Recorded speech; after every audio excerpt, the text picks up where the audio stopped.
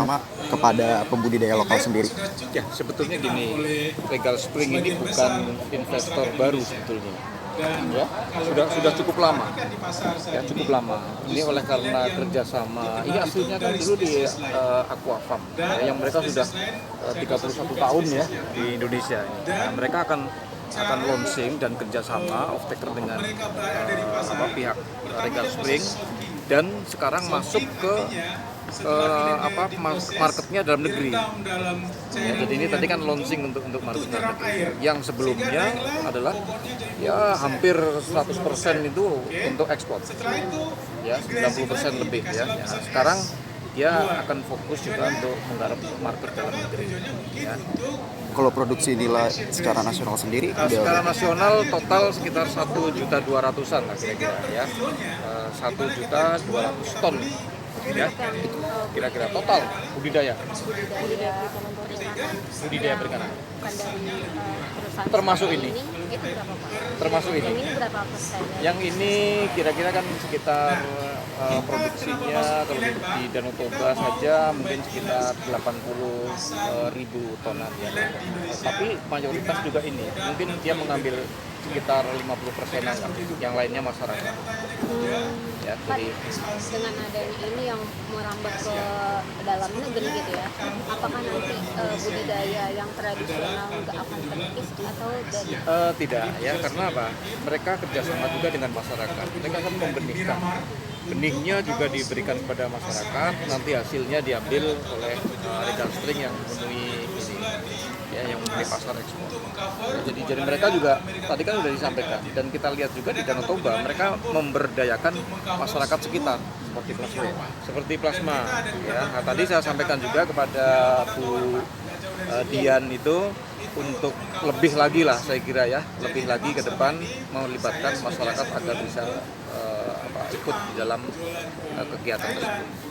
Ya. Pak, kalau dari konsumsi sendiri di masyarakat ada kan naik juga nih Pak pertumbuhannya. Kalau masyarakat sendiri mengkonsumsi budidaya perikanan itu tumbuh juga nggak sih Pak? Ya, saya kira konsumsi nasional kan sekitar 50 kg per kapita per tahun. Nah, itu terdiri dari perikanan tangkap dan perikanan budidaya. Ya, saya kira hampir 50-50 lah ya, karena produksi perikanan tangkap ikannya dengan budidaya juga hampir sama. Sekitar 6,5 juta tonan kira-kira total. Apakah udah memenuhi Pak dengan kebutuhan sendiri dari budidaya? Saya kira itu sekarang kita boleh saya mengatakan ya itu belum. Karena apa? Konsumsi makan ikan terus naik. Dan sekarang juga terbukti bahwa ikan-ikan hasil budidaya pun harganya juga masih tinggi. Itu artinya apa? Barang itu masih kurang dibandingkan dengan yang mencari. Ya, supply demand-nya masih belum tercapai. Kalau kedepannya untuk meningkatkan pertumbuhan sendiri seperti apa Pak? Seperti Ya, mengundang investasi ya juga? terutama khusus untuk perusahaan-perusahaan besar, kita kan sangat welcome terhadap investor-investor, khususnya untuk aquaculture ya, prosesi.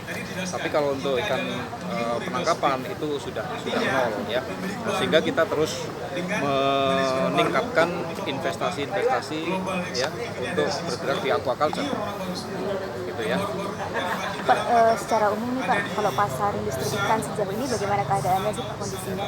Dan nanti kalau di semester 2 ini kira-kira bagaimana Pak? Ya, pasar industri ikan saya kira kalau di kita sekarang ya, kelihatannya naik dibandingkan dengan tahun-tahun yang lalu. Berapa?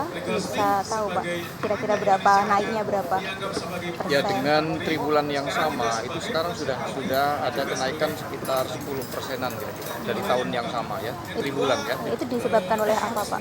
Ya, disebabkan oleh satu karena masyarakat mengkonsumsi ikan sudah semakin banyak. Terus yang kedua, program-program pemerintah KKP ini khususnya di perikanan budidaya cukup signifikan.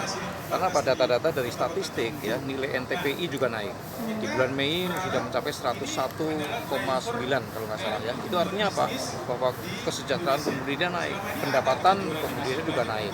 Ya, jadi orang yang mengelola kegiatan di perikanan budidaya semakin banyak. Oke. Oh, berarti bisa dibilang kalau sejauh ini perikanan budidaya semakin membaik ya Pak? Semakin membaik. Oke. Ya. Kalau jenis ikannya sendiri yang menjadi penopang apa Pak Ya, sejauh penopang ini kan ada dua. Satu penopang untuk konsumsi masyarakat, ya, untuk ketahanan pangan. Terus yang kedua komoditas untuk ekspor. Komoditas yang untuk ekspor diantaranya adalah nila ya, terus juga udang ya, patin, rumput laut. Nah, untuk ketahanan pangan itu seperti nila juga untuk ketahanan pangan. Jadi ini adalah segmen tersendiri untuk ekspor ya. Seperti di Lombok mereka banyak sekali makan ikan nila ya. Nah, untuk ketahanan pangan ikan nila, lele, patin, gurame, ikan mas. Targetnya sekitar 19 juta ton. Sampai sekarang sudah berapa? Sampai sekarang dari triwulan pertama ya, ini data yang kita sekitar 44 juta. Tapi data yang sangat sebentar ya. Today in Indonesia we are in a similar situation that we were in Mexico 10 years Ya ago. mudah-mudahan ya, karena sekarang ada ekspor patin, itu kan juga And today after 10 years menggeret we are juga atau now 8 memotivasi years para in local budidaya market. ke 50% of the production is sold ya. locally and only Ada 50% ekspor. is export.